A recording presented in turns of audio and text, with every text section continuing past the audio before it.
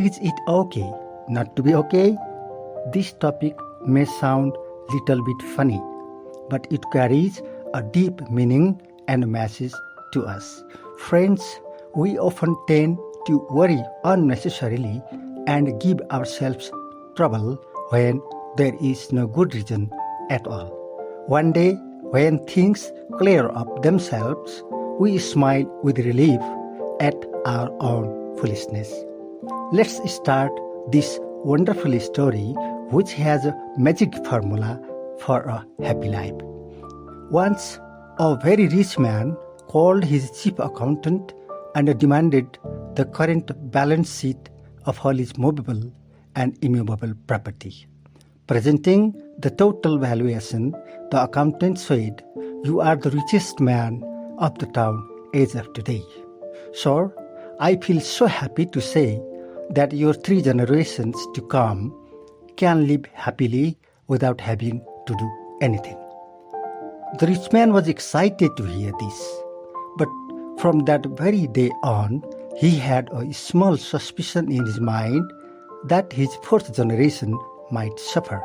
This minute feeling that arose in his mind increasingly grew into intense anxiety over time and started bothering him day and night. As a result of such overthinking, he finally fell ill. He could think of nothing else.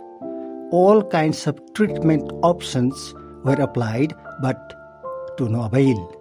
His illness could not be diagnosed, and he could not be better in any way. As none of the measures worked for him, he became weaker and weaker day after day.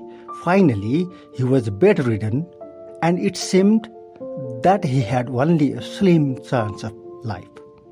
A local faith healer, who understood his problem closely, came to claim that if he managed to bring a handful of rice from the house of a happy person to eat, his illness could definitely be cured.